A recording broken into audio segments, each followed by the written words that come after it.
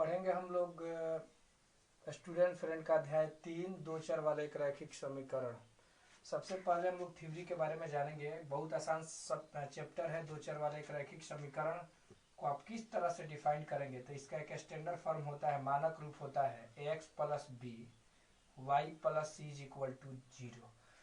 नाम से ही हमें पता चल रहा है कि ये कह रहा है दो चर वाला एक रैखिक समीकरण, यानी इस समीकरण में दो ऐसे वैल्यू होंगे जो चर होंगे। चर को हम लोग बोलते हैं, चर को बोलेंगे वेरिएबल, वेरिएबल बोलते हैं।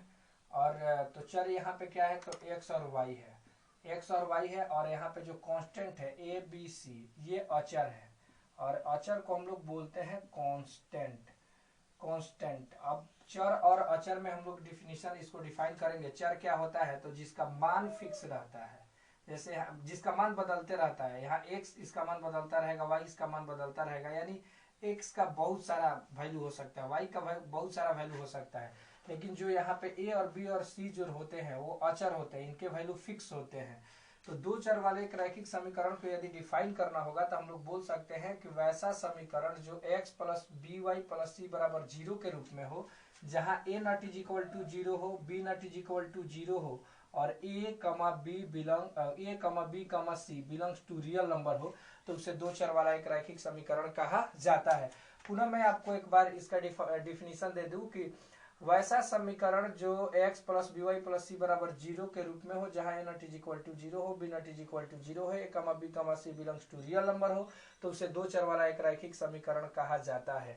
और दो चर वाला एक रैखिक समीकरण कहने के पीछे तात्पर्य है कि इसमें दो चर वैल्यू होंगे। जैसे मैं इसका एग्जाम्पल दे रहा हूं, अगर कोई आपसे इसका एग्जाम्पल पूछता है तो आप बता सकते हो 3x plus 3y minus 2 is equal to 0। देखिए यहाँ पे a का वैल्यू हो जाएगा 3, x के जो बगल में रहेगा उसको a बोलेंगे, इसको a बोलेंगे, y के जो बगल में रहेगा उसको b बोलेंगे, और जिसके साथ कोई चर राशि नहीं है उसको c बोलेंगे। तो a का मान हो जाएगा 3, b का मान हो जाएगा 3 और c का मान हो जाएगा -2। इसी तरह से अगर मैं यहाँ पे अदर भी एग्जांपल बोल सकते हैं 4x minus Y plus 2 is equal to 0, तो यहाँ a का मान हो जाएगा 4, y का मान हो जाएगा, b का मान आपको हो जाएगा जो y के बगल में है, y के बगल में कुछ नहीं मतलब एक, यानी -1, और c का वैल्यू हो जाएगा 2, minus X plus 3y minus 2 is equal to 0। ये भी एग्जाम्पल हो सकता है। इसमें a का मान हो जाएगा -1, b का मान हो जाएगा 3 और c का मान हो जाएगा -2। तो इस तरीके से हम लोग दो चर वाले एक रैखिक समीकरण को लिख सकते हैं। और दो चर वाले एक रैखिक समीकरण का मानक रूप यही होता है, standard form of linear equation in two variable is equal to होता है x plus B Y plus C is equal to 0, a not is equal to 0, b not is equal to 0, a comma b comma c belongs to real number हो, तो उसे दो चर वाला एक रैखिक समीकरण कहते हैं। और इसका एग्जाम्पल आपको नीचे दिया हुआ है। अब हम लोग पढ़ेंगे दो चर वाले एक रैखिक समीकरण का युग्म। तो दो चर वाले एक रैखिक समीकरण के युग्म को इंग्लिश में बोलेंगे pair of linear equation of two variable, यानी जो इसका मानक रूप होगा। दो चर वाले एक रैखिक समीकरण के युग्म को डिफिनीशन देना चाहते हैं तो अगर आप डिफाइन करेंगे तो कह सकते हैं कि वैसा रैखिक युग्म का मतलब एक साथ दो अगर इक्वेशन को हम लिख लेते हैं तो उसे दो चर वाले एक रैखिक समीकरण का युग्म बोलते हैं। जैसे इसका मानक रूप आप लिख सकते हो a1x plus b1y plus c1 is equal to 0, और a2x plus b2y plus c2 is equal to also 0। यानी यहाँ पे a1 not is equal to 0, b1 not is equal to 0, और a1 कमा b1 कमा c1 belongs to real number हो। और उसी तरह से यहाँ पे दूसरे समीकरण में a2 not is equal to 0, b2 not is equal to 0, a2 कमा b2 कमा c2 belongs to real number हो, तो उसे हम लोग बोलते हैं। इन दोनों समीकरण को एक साथ अगर ले लेते, युग्म माने जोड़ा ही होता है, तो इन दोनों समीकरण को एक रूप में अगर हम लिखते हैं तो उसे बोल सकते हैं दो चर वाला एक रैखिक समीकरण का युग्म। यानी दो चर वाले एक रैखिक समीकरण के युग्म को अगर आप डिफाइन करना चाहते हो तो कह सकते हैं कि वैसा समीकरण, वैसा समीकरणों का युग्म जो a1x plus b1y plus c1 is equal to 0 के रूप में हो, तथा a1 not is equal to 0, b1 not is equal to 0, a1 b1 c1 belongs to real number, तथा a2x plus b2y plus c2 बराबर 0, जहां a1 a2 not is equal to 0, b2 not is equal to 0, a2 b2 c2 belongs to real number हो, तो उसे दो चर वाले एक रैखिक समीकरण का युग्म कहा जाता है। और मैं इसका एग्जाम्पल इसका आपको बता दें कि जैसे मान लेते हैं 3x plus 2y minus 2 is equal to 0, minus X plus 2y plus 3 is equal to 0। ये दो चर वाले एक रैखिक समीकरण का युग्म है। इसमें अगर a1 का वैल्यू निकालना होगा तो x के बगल में जो रहेगा उसको a1 बोलेंगे, 3 हो जाएगा। a2 का वैल्यू कितना हो जाएगा 2 और c2 का वैल्यू हो जाएगा -2। उसी तरह से ये इक्वेशन नंबर फर्स्ट है, इसलिए a1 यहाँ पे होगा आपको b1, यहाँ पे होगा आपको c1। और ये इक्वेशन नंबर 2 है, समीकरण 2 है, तो इसको हम बोल सकते हैं a2 बराबर -1, b2 बराबर 2 और c2 बराबर कितना हो जाएगा 3। इसी तरीके से अगर 4x plus 2y -2 is equal to 0, -7x minus यहाँ पे कुछ भी ले सकता हो 4y plus 2 is equal to 0। अगर इसमें a1 a2 निकालना होता है, a1 बराबर 4, b1 बराबर आपको हो जाएगा 2 और c1 बराबर -2, a2 बराबर -7, b2 बराबर -4 और c2 बराबर कितना हो जाएगा 2। तो अगर इसको हम डिफाइन करना चाहें तो डिफाइन करके कह सकते हैं कि दो चर वाले एक रैखिक समीकरण का युग्म किसे कहते हैं। तो वैसे दो चर वाले रैखिक समीकरण का युग्म उस कंडीशन को कहेंगे जो कंडीशन इसको फॉलो करता है, यानी a1 x plus b1 y plus c1 is equal to 0, a2 x plus b2 y plus c2 is equal to 0, जहाँ a1 not is equal to 0, b1 not is equal to 0, a1 b1 c1 belongs to real number, a2 not is equal to 0, b2 not is equal to 0, a2 b2 c2 not is belongs to real number. इसका example हमने आपको बता दिया। इस तरह से आप निश्चित रूप से दो चर वाले एक रैखिक समीकरण के युग्म को आसानी से समझ सकते हैं। अगला पॉइंट हम लोग पढ़ेंगे दो चर वाले एक रैखिक समीकरण का निकाय सिस्टम। निकाय का इंग्लिश हम लोग जानते हैं सिस्टम होता है, तो दो चर वाले एक रैखिक समीकरण के निकाय को बोल सकते हैं system of linear equations of two variables. अब इसको कैसे डिफाइन करेंगे, तो सिस्टम कैसे क्रिएट होता है। सिस्टम क्रिएट होगा यदि दो या दो से अधिक दो चर वाले रैखिक समीकरण को एक साथ हम ले लेते हैं, तो जिस तरह का जो निकाय क्रिएट होता है उस निकाय को हम लोग बोलते हैं दो चर वाले एक रैखिक समीकरण। जैसे हमने इसका युग्म लिया था वो भी रैखिक समीकरण का निकाय ही था। तो दो चर वाले एक रैखिक समीकरण का अगर हम निकाय अगर दो या दो से अधिक समीकरण को एक साथ लिख देते हैं और जिस तरह का निकाय बनता है उसे दो चर वाले एक रैखिक समीकरण का निकाय कहते हैं। जैसे हम अगर मान लेते हैं कि दो भी इक्वेशन एक साथ हो सकता है और तीन भी इक्वेशन, इस तरह से मैंने एग्जाम्पल आपको बता रखा है यहाँ पे 0, 2x minus 2y plus 5 is equal to 0। अब ऐसा नहीं यहाँ x भी हम लेके चल रहे हैं, ये दो समीकरण एक साथ हुए तो इन दोनों समीकरण को हम लोग बोलेंगे दो चर वाले एक रैखिक समीकरण का निकाय। इसी तरह से किसी को मन किया तीन समीकरण रखने के लिए, जैसे 3x plus 2y minus 4y minus z minus 4 is equal to 0, 2x minus 2y minus 3 is equal to 0, x plus y minus 2 is equal to 0। तीन समीकरण को हमने एक साथ लिखा है तो इसको हम बोल सकते हैं दो चर वाले एक रैखिक समीकरण का निकाय। यानी दो या दो से अधिक समीकरण को जब दो चर वाले एक रैखिक समीकरण को हम लोग एक साथ लिखते हैं तो उसे दो चर वाले एक रैखिक समीकरण का निकाय कहा जाता है। रैखिक समीकरण x प्लस बी प्लस सी बराबर 0 का आलेख।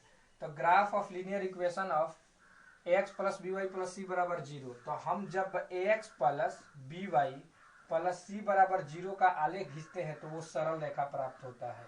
ये इम्पोर्टेंट आपको यहाँ पे प्रश्न क्रिएट हो सकता है कि दो चर वाले एक रैखिक समीकरण का आलेख कैसा होता है। तो दो चर वाले एक रैखिक समीकरण का आलेख सरल रेखा होता है। सरल रेखा को कहने का मतलब इस तरह से भी हो सकता है, इस तरह से भी हो सकता है, जब भी होगा ये सरल रेखा के रूप में ही होगा। तो दो चर वाले एक रैखिक समीकरण x plus B Y plus सी बराबर 0 का आलेख कैसा होता है। तो दो चर वाले एक रैखिक समीकरण का आलेख सरल रेखा होता है। दो चर वाले एक रैखिक समीकरण को अगर मान लेते हैं कि एक्स अक्ष पर ये कहाँ पे काटता है, एक्स अक्ष को किस बिंदु पर प्रतिच्छेद करता है, किस पॉइंट पर इसको काटता है।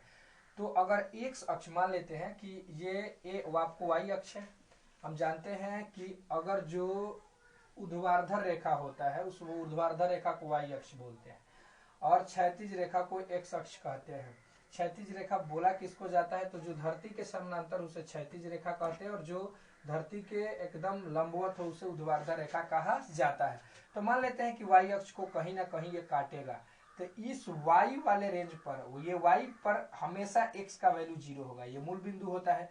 तो अगर वाई को किस बिंदु पर काटेगा, इस बिंदु को प्राप्त करने के लिए हमें x का वैल्यू 0 रखना पड़ेगा। तो y अक्ष पर ये कहाँ पे प्रतिच्छेद करेगा, तो y अक्ष पर प्रतिच्छेद करने के लिए हम लिखेंगे जब x बराबर 0, तो इसमें x बराबर 0 लिख देंगे तो a गुणे 0 प्लस बी वाई प्लस सी बराबर कितना हो जाएगा 0, तो 0 हो जाएगा plus B Y plus C equal to कितना होगा 0। सी इधर प्लस में उधर जाएगा तो माइनस में, और बी इधर गुणा में इधर आ जाएगा तो किस में हो जाएगा, भाग में। यानी अगर यहाँ पे ये कट कर रहा है, इसका पॉइंट हम निकालना चाहते हैं तो आएगा आपको सी बटा ए। एक्स का मान तो 0 होगा और वाई का मान कितना हो जाएगा, माइनस सी बटा बी। उसी तरह से मान लेते हैं यहाँ पे एक्स को यहाँ पे भी काट सकता है, यहाँ पे भी काट सकता है, वाई वाला ये नीचे भी काट सकता है, वो उसके साइन पर डिपेंड करेगा। हम लोग आगे इस ग्राफ के बारे में पढ़ेंगे। तो अगर मान लेते हैं कि एक्स अक्ष पर कहाँ पे कटेगा तो वाई का वैल्यू 0 होना चाहिए, यानी सेकंड जो वैल्यू, सेकंड पोजीशन पर जिस वैल्यू को रखते हैं वाई उस वैल्यू का वैल्यू ये बोलते हैं हम। और इसके बिफोर जो फर्स्ट पोजीशन पर आता है उसको एक्स का वैल्यू बोला जाता है, जो सेकंड पोजीशन पर होता है वो वाई का वैल्यू बोला जाता है। तो यहाँ पर हम लिख सकते हैं एक्स अक्ष पर जो कोऑर्डिनेट होगा कितना होगा, तो y इज इक्वल टू क्या हो जाएगा, 0। जब y इज इक्वल टू 0 तब वो प्रतिच्छेद करेगा x अक्ष को, तो y का स्थान पर आप 0 रख दीजिए, तब b गुणे कितना हो जाएगा, 0 बराबर c। तो यहाँ हो जाएगा x बराबर c। अब यहाँ पे a इधर गुणा में इधर आएगा तो भाग में। अगर इसका कोऑर्डिनेट हम लिखना चाहते हैं तो cy कितना हो जाएगा, a। अब इन दोनों के आले अगर अब इन दोनों कट पॉइंट को हम मिलाते हैं तो एक हमें सरल रेखा प्राप्त होता है। देखिए तो इस तरह क्या हम बता सकते हैं कि x plus B Y plus सी बराबर 0 का जो आलेख होता है वो कैसा होता है, तो सरल रेखा होता है। दो चर वाले रैखिक समीकरण का हल। तो दो चर वाले के रैखिक समीकरण का मानक रूप होता है x plus B Y plus C equal to 0। अब इसमें हल का मतलब हमें हल किसका निकालना है, तो जो x का वैल्यू होगा वो हल कहलाएगा, x का जो वैल्यू होगा, y का जो वैल्यू होगा वो इन दोनों समीकरण का x और y का जो वैल्यू होगा, अगर x और y का वैल्यू इसमें ऐसा मान पुट करे कि इसके सॉल्यूशन इसके वैल्यू को 0 के बराबर कर देता हो तो वही इस रैखिक समीकरण का हल कहलाता है। यानी x बराबर व्हाट और y बराबर व्हाट, x का मान कौन सा रखे, y का मान कौन सा रखे जो इस समीकरण को 0 के बराबर कर दे, तो उसे दो चर वाले एक रैखिक समीकरण का हल कहते हैं। और यहाँ पे इक्वेशन 1 है, तो अगर केवल एक इक्वेशन रहेगा, जैसे x plus B Y plus सी बराबर 0 है, केवल एक वो इक्वेशन है, तो इसका अगर हम हल निकालना चाहते हैं तो इसका हल अनंत होता है। इसका हल अनंत हो सकता है, x और y का कई ऐसे मान हो सकते हैं जो इनके अंदर रखेंगे इसका वैल्यू 0 के बराबर कर देगा।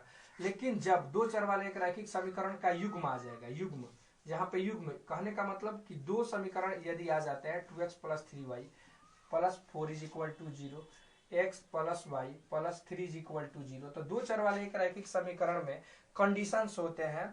इसमें इसका सॉल्यूशन डेफिनिट भी हो सकता है, माने निश्चित भी हो सकता है, एक से अधिक भी हो सकता है, 0 भी हो सकता है, इसका हल भी नहीं ज्ञात किया जा सकता है। तो उसके बारे में हम लोग पढ़ेंगे, तो आप निश्चित रूप से समझ गए होंगे कि दो चर वाले एक रैखिक समीकरण का हल क्या होता है। तो दो चर वाले एक रैखिक समीकरण में x और y का जो मान होता है इसके वैल्यू को 0 के बराबर कर दे तो उसे दो चर वाले एक रैखिक समीकरण का हल कहा जाता है। दो चर वाले रैखिक समीकरण के युग्म को हल करने की विधि। तो दो चर वाले एक रैखिक समीकरण को हल करने की जो विधि है बहुत इंपॉर्टेंट चैप्टर है, हम लोग समझने का प्रयास करेंगे। तो दो चर वाले एक रैखिक समीकरण के युग्म को हल करने के 4 मेथड होते हैं। पहले मेथड को बोला जाता है आलेखीय विधि, दूसरे को प्रतिस्थापन विधि, तीसरे को विलोपन विधि और चौथे को बोलते हैं ब्रजगुणन विधि। आलेखीय विधि, प्रतिस्थापन विधि, विलोपन विधि, ब्रजगुणन विधि, ये चारों विधि से आपको हल करने के तरीके जान जाने चाहिए और जो उसमें आपको आसान लगे उस तरीका से हम लोग बनाने का आगे प्रयास करेंगे। पहले समझने का प्रयास करेंगे कि इन चारों मेथड से हम किस तरह से दो चर वाले एक रैखिक समीकरण के युग्म को हल कर सकते हैं।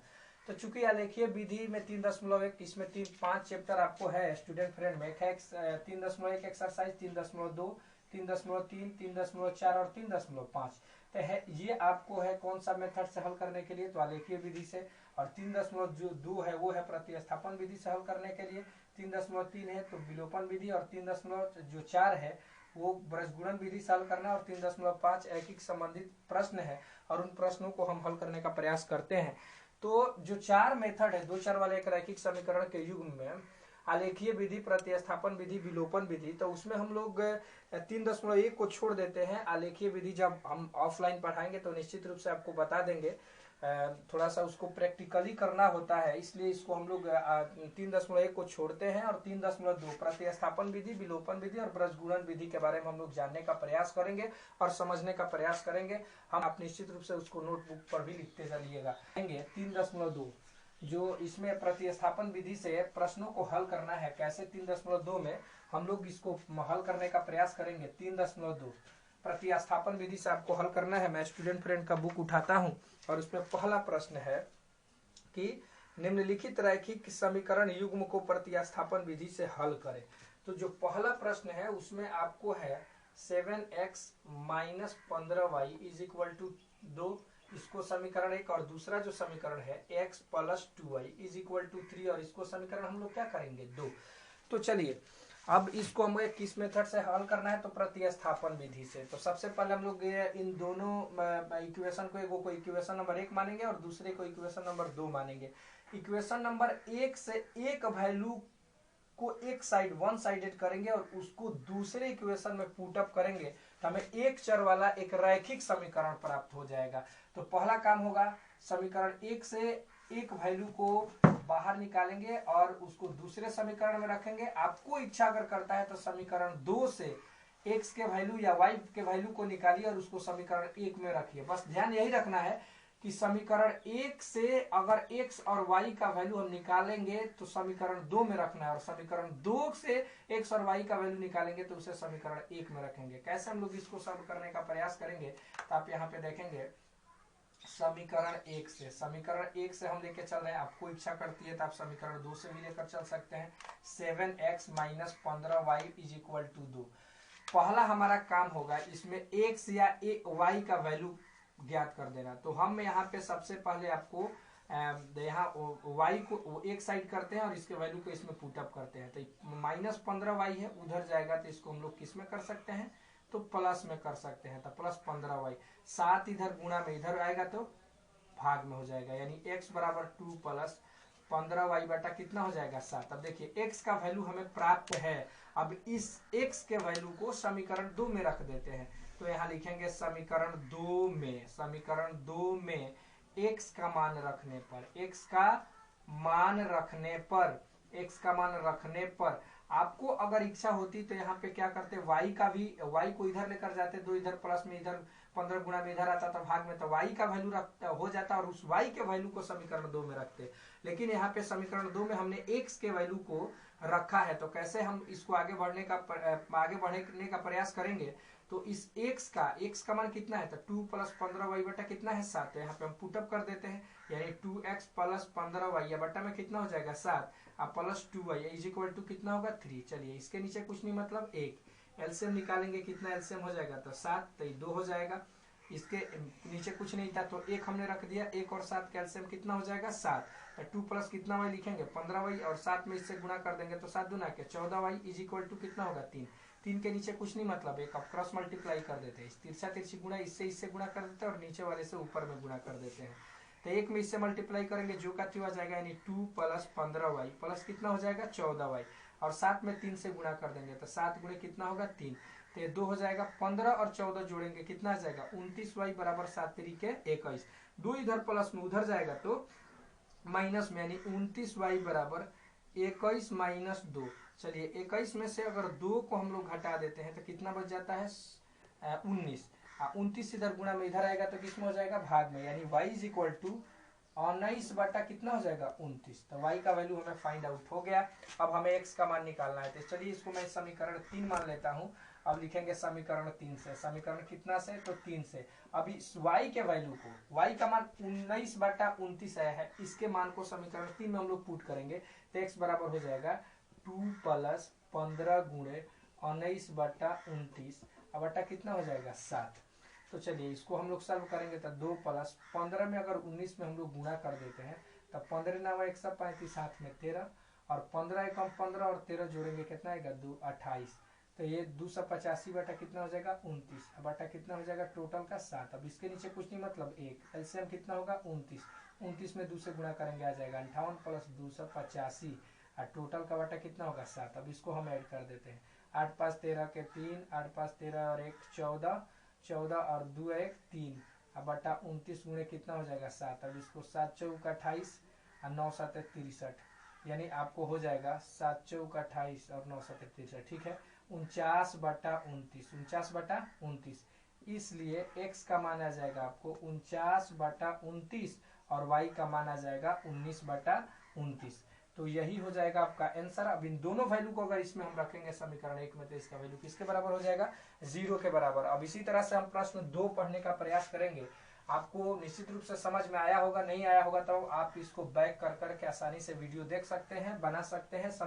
हम प्रश्न संख्या 2 को हल करने का प्रयास करेंगे। प्रश्न संख्या 2 क्या कह रहा है, तो 2 बहुत आसान है और 2 से ही कंसेप्ट क्लियर होता है। मैथ प्रैक्टिस का विषय है और जितना प्रैक्टिस करेंगे उतना ही आगे बढ़ेंगे। तो थोड़ा सा आसान है और आसान से प्रैक्टिस करते करते हम लोग हार्ड कार्य भी आसानी से कर लेते हैं। 2 इक्वेशन हमारे पास है, इन दोनों इक्वेशन को हम लोग हल करने का प्रयास करेंगे। इसको हम इक्वेशन मान लेते हैं फर्स्ट और इसको हम इक्वेशन मान लेते हैं सेकंड, और इक्वेशन फर्स्ट और सेकंड की सहायता से हम लोग आगे बढ़ने का प्रयास करते हैं। मैं वही सेम टू सेम काम कर रहा हूँ। समीकरण कहाँ से लेकर चलेंगे, 1 से। इसमें कोई दिक्कत आपको नहीं होनी चाहिए। समीकरण 1 में x प्लस वाई बराबर कितना है, 14 था। ज्यों लिख देंगे x प्लस वाई बराबर कितना हो जाएगा, 14। x वाई इधर प्लस में इधर आएगा तो माइनस में, 14 माइनस कितना हो जाएगा, y। अब इसको हम लोग समीकरण 2 से लेकर चलेंगे। तो समीकरण 2 में कितना है, तो समीकरण 2 से इसका x के मान को समीकरण 2 में रखेंगे। इसको अब समीकरण हमको 3 मानना पड़ेगा। इसके पहले वाले में हमने इसी तरह से कार्य किया था। समीकरण 2 में किसका वैल्यू रखना है, तो x का। तो यहाँ x के स्थान पर रख देंगे कितना, तो 14 माइनस वाई बराबर माइनस वाई बराबर कितना हो जाएगा, 4। 14 इधर प्लस में उधर जाएगा तो माइनस में, माइनस वाई माइनस 2y, यानी 4 माइनस कितना हो जाएगा, 14। तो माइनस 2y हो जाएगा, 4 में से 14 जाएगा माइनस, माइनस कैंसिल, 2 इधर गुणा में इधर आएगा तो भाग में, तो 10 बटा कितना होगा, 2, 5 दूना के 10, y का मान कितना होगा, 5। अब हम समीकरण 3 से देखेंगे। समीकरण 3 क्या कह रहा है, तो समीकरण 3 में कह रहा है कि x बराबर 14 माइनस वाई का वैल्यू हमें कितना प्राप्त हुआ है, तो 5 प्राप्त हुआ है। तो y बराबर कितना हो जाएगा, 14 माइनस 5, 14 में से 5 गया कितना बचा, 9। इसलिए x इज इक्वल टू कितना हो जाएगा, सॉरी यहाँ पे x रहेगा, x इज इक्वल टू 9 और y इज इक्वल टू कितना हो जाएगा, 5, और यही आपका क्या हो जाएगा, आंसर। इसी तरह से हम लोग प्रश्न संख्या 3 को बनाने का प्रयास करेंगे। और कैसे करेंगे तो देखेंगे। प्रश्न संख्या 3 थोड़ा सा ये 3.1 का कंसेप्ट लगेगा, और 3.1 के कंसेप्ट को वैसे कंसेप्ट जिसका प्रयोग इसमें हम लोग करेंगे वो मैंने बताया नहीं है, हालांकि आपको बताने का प्रयास करेंगे। 9x minus 3y is equal to 9, इसको समीकरण हम 1 मानेंगे और इसको समीकरण क्या मानेंगे, 2।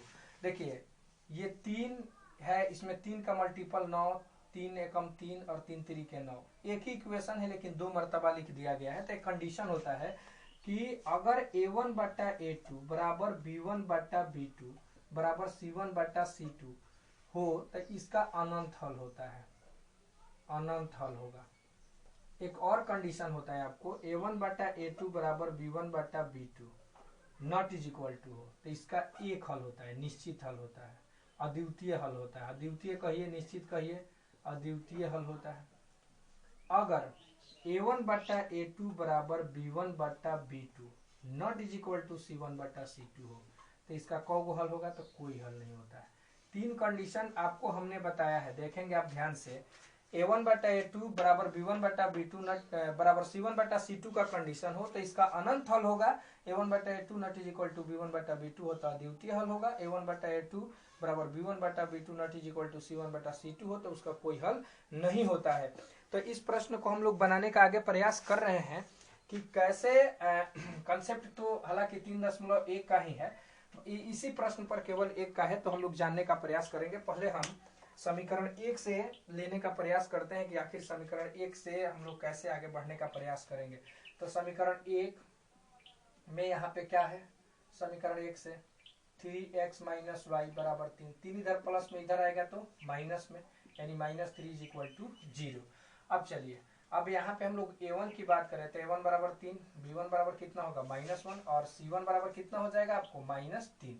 देखिए x के जो बगल में है उसको a1 बोलेंगे। समीकरण 1 है, y के जो बगल में है कुछ नहीं है तो 1 है तो -1 हो जाएगा, और जो कांस्टेंट टर्म है कांस्टेंट टर्म को हम लोग क्या बोलते हैं, c। समीकरण 2 से, समीकरण 2 से चलिए, समीकरण 2 से समीकरण 2 क्या कह रहा है, तो 9x माइनस 3y बराबर 9, 9 इधर प्लस में इधर आएगा तो माइनस में, तो 9x minus 3y minus 9 is equal to 0। a2 बराबर 9, b2 बराबर -3 और c2 बराबर कितना हो जाएगा -9। चलिए अब a1 बटा a2 हम लोग निकालते हैं। a1 बटा a2 बराबर कितना हो जाएगा, 3 बटा 9, ये 3 3 9, 1 बटा 3 आ जाएगा। b1 बटा b2 निकाल लेते हैं। b1 बटा b2 इज इक्वल टू, तो b1 का मान -1 और b2 का मान -3, ये माइनस माइनस कैंसिल, 1 बटा कितना आएगा 3। c1 बटा c2 हम निकालने का प्रयास करते हैं। तो c1 कितना है, C1 है आपको -3 और C2 है -9, माइनस माइनस कैंसिल, 3 3 के 9, तो 1 कितना आ जाएगा 3, तो A1/A2 बराबर B1/B2 बराबर C1/C2। तो ये जो रैखिक समीकरण का निकाय है, तो इस निकाय का कौन सा हल होगा, इस कंडीशन को फॉलो कर रहा है, देखेंगे आप। तो इस निकाय का अनेक हल संभव है, अनेक हल संभव है। तो जब अनेक हल संभव है तो उसको हमें डिफरेंट तरीके से आंसर को लिखना उचित नहीं है। तो इस निकाय का अनेक हल इसलिए होगा क्योंकि यहाँ पे कंडीशन हो रहा है A1/A2 बराबर B1/B2 not is equal to C1/C2। अब यहाँ पे हमारे पास प्रश्न संख्या 4 1 का 4 है। प्रश्न संख्या 1 का 4, 0.5x प्लस 0.8y बराबर 3.4 और 0.6x माइनस 0.3y बराबर 0.3। इसको इक्वेशन फर्स्ट मान सकते हैं, इसको इक्वेशन सेकंड मान सकते हैं। चलिए इसको इक्वेशन फर्स्ट और इसको इक्वेशन सेकंड। अब लिखेंगे समीकरण 1 से, समीकरण 1 से थोड़ा सा दशमलव का है, आप बढ़ाएंगे नहीं, बिल्कुल आसानी से मस्ती से बनाते जाएंगे, ये आपका काम निपटते जाएगा। दशमलव के बाद एक अंक, दशमलव के बाद एक अंक, दशमलव के बाद एक अंक। तो हमको इसको करना क्या है, ये दशमलव के बाद एक अंक है, यहाँ पे भी दशमलव के बाद एक अंक है, दशमलव के बाद एक अंक है, सब तरफ दोनों तरफ 10 से गुणा कर देंगे तो दशमलव हट जाएगा। तो 10 से गुणा करेंगे 5x आएगा, ये कितना आ जाएगा 8y आ जाएगा बराबर 34। अब चलिए 8 इधर प्लस में उधर जाएगा तो किस में कर देंगे हम लोग, माइनस में। यहीं पे काम फाइनल करते जा रहे हैं। तो 34 माइनस 8y, 5 इधर गुणा में इधर आएगा तो भाग में, तो 34 माइनस 8y अब बटा कितना हो जाएगा 5। अब लिखेंगे समीकरण 2 से, समीकरण 2 से, समीकरण 2 से क्या कह रहा है समीकरण 2, तो 0.6x माइनस 0.3y बराबर 0.3। चलिए अब दशमलव है, उसी तरह से दशमलव के बाद एक अंक, दशमलव के बाद एक अंक, दशमलव के बाद एक अंक, दशमलव को हटाएंगे तो आ जाएगा 6x माइनस 3y बराबर कितना हो जाएगा 3। और इसको समीकरण हम लोग मान लेते हैं, समीकरण इसको जो का त्यो छोड़ देते हैं, इसको समीकरण हम लोग 3 मान लेते हैं। अब लिखेंगे x का मान ऊपर वाले समीकरण, ये ऊपर जो समीकरण है इसी में रखने, ऊपर वाले समीकरण में रखने पर, समीकरण में रखने पर चलिए इस समीकरण में हम लोग रख देते हैं। तो किसका वैल्यू हमें इसमें पुट करना है, तो x का। चलिए x का वैल्यू पुट करते हैं, तो 6 पहले से है, x के स्थान पर कितना होगा 34 माइनस 8y बटा 5 minus 3y is equal to कितना हो जाएगा 3। चलिए इसमें अगर हम मल्टीप्लाई करना चाहें तो 34 में से गुणा कर दीजिए, 6 चौके 24, 7 में 2, 6 3 18, 2 22, 204 और 8 छक 48y, और इसका एलसीएम हम लोग 5 लिखेंगे तो 5 3 15y इज इक्वल टू कितना हो जाएगा 3। अब ये 204 आपको बचेगा, 48 और 15 जोड़ेंगे, माइनस में है, माइनस साइन रहेगा तो 63y आएगा और 5 3 15। अब देखिए ये इधर माइनस में उधर जाएगा तो प्लस में इधर आएगा, तो माइनस में यानी 204 माइनस 15 बराबर कितना हो जाएगा 63y, और इसको घटाएंगे तो 189 आएगा बराबर 63y। 3 इधर 63 इधर गुणा में इधर आएगा तो भाग में, तो यहाँ 63 से इसको कितना बार में काट सकते हैं 3 बार में, तो y का मान आ गया 3। अब समीकरण कितना से हम लोग लेकर चलेंगे, तो समीकरण 3 से लेकर चलिए, y के स्थान पर रख दीजिए तो कितना हो जाएगा 34 माइनस 8 गुणे 3 बटा कितना होगा 5, तो 34 हो जाएगा 8 3 के 24 बटा कितना होगा 5, 34 में से 24 जाएगा कितना बचेगा 10, 10 बटा 5 5 दूना के 10, यानी x बराबर आ गया 2 और y का मान कितना आ गया 3, और यही क्या होगा आंसर। जहां पे भी आपको समझ में नहीं आएगा आप निश्चित रूप से इस वीडियो को पीछे कर करके आसानी से सॉल्व करते रहेंगे और ये आसानी से आपका बनता रहेगा।